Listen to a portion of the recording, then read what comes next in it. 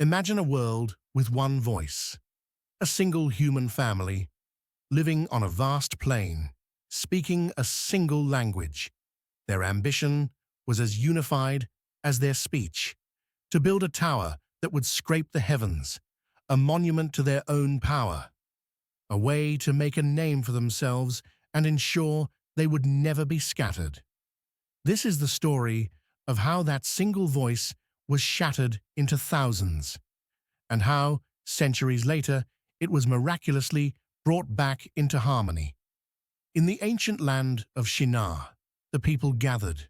With shared words and shared purpose, they saw no limits to what they could achieve. "Come," they said, "let us build ourselves a city with a tower that reaches to the heavens, so that we may make a name for ourselves and not be scattered over the face of the whole earth." Their project began. Bricks were baked, mortar was mixed.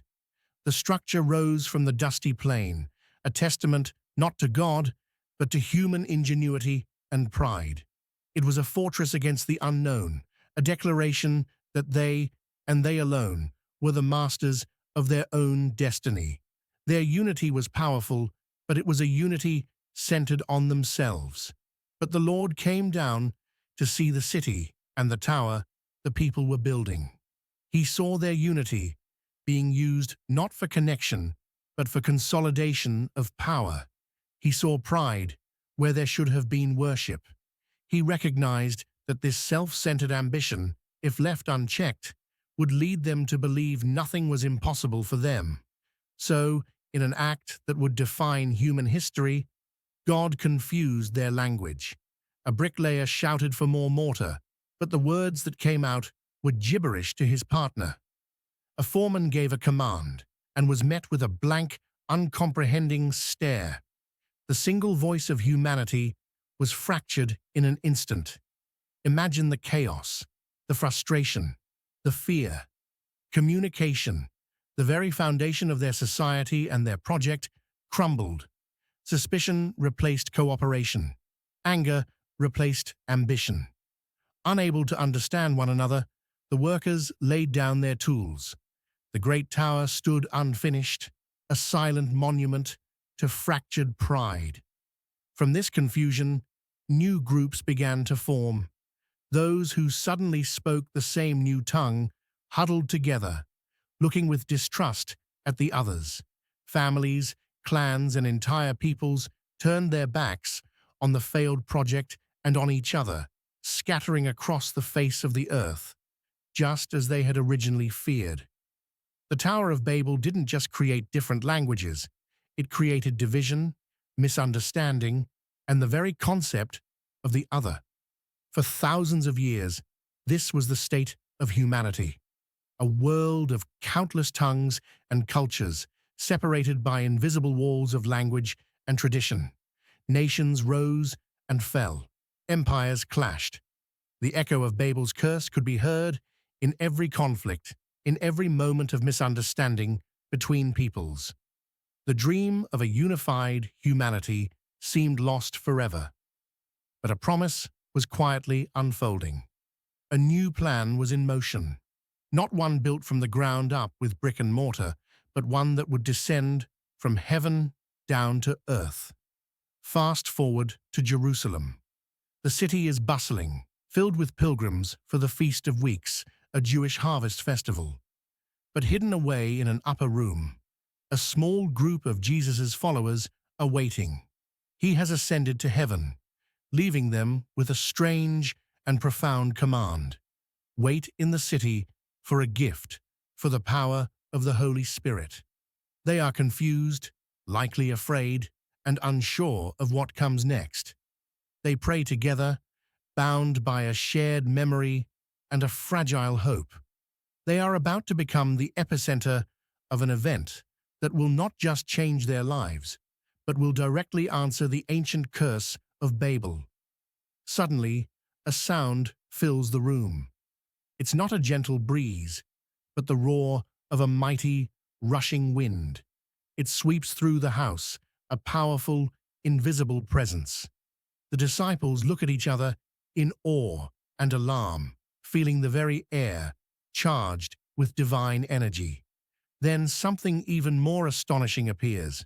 What look like tongues of fire separate and come to rest on each of them. This isn't a destructive fire, but a fire of purification and empowerment. It is a visible sign of an inward transformation that is about to be unleashed upon the world. Filled with the Holy Spirit, they begin to do the impossible. These Galilean fishermen and tax collectors, men of a single language and region, begin to speak in other tongues, languages they have never learned. The curse of Babel was the sudden inability to be understood. This is the sudden ability to speak and be understood. The commotion spills out into the streets. The sound of the wind, the passionate speaking. It draws a crowd, and this is no ordinary crowd. The festival has brought devout Jews from every nation under heaven to Jerusalem. Parthians, Medes, Elamites, residents of Mesopotamia, Judea and Cappadocia, visitors from Egypt, Rome, and Crete. A living library of the world's languages is gathered in one place. As they draw near, they are met with a miracle. They hear these ordinary Galileans speaking, but they are not hearing Aramaic or Greek. Each person in the diverse and multinational crowd hears the disciples declaring the wonders of God in their own native language. A man from Egypt hears his familiar tongue. A visitor from Rome hears fluent Latin. A merchant from Arabia hears his own dialect. They are utterly amazed and perplexed. Are not all these who are speaking Galileans? They ask each other. Then how is it that each of us hears them in our native language? This is the divine reversal. At Babel, a single language was shattered into many, creating confusion and scattering humanity. At Pentecost, many languages were used to proclaim a single, unified message, the good news of God's work, creating understanding and gathering humanity. The division of Babel was born from human pride, the desire to make a name for oneself. The unity of Pentecost was born from divine humility, the gift of the Spirit to glorify God. It revealed God's new plan for unity, not a forced uniformity of language or culture, but a spiritual unity that transcends all human barriers. In that moment, the Apostle Peter stands up. He addresses the astonished, but now strangely unified, crowd. Where the builders of Babel were silenced by their differences, Peter speaks, and thousands from different nations listen as one. He explains that this event is the fulfillment of ancient prophecy, the dawning of a new age. The result is staggering. The message cuts to their hearts, and that day, about 3,000 people join the followers of Jesus. A new community is born, not defined by a single geography or a common tongue, but by a common spirit. This community would be the starting point for a message intended to reach every tribe and every nation. Babel was humanity's attempt to reach up to heaven on its own terms. Pentecost was heaven's initiative to reach down to humanity, meeting people exactly where they were, speaking to them in the language of their own heart. The curse of division, born of pride on the plains of Shinar, was finally met with a gift of understanding, poured out in the streets of Jerusalem. It was the beginning of a new story for humanity, where our diverse voices would not be a source of division, but could join together in a chorus of praise, each in our own tongue, yet all in perfect harmony.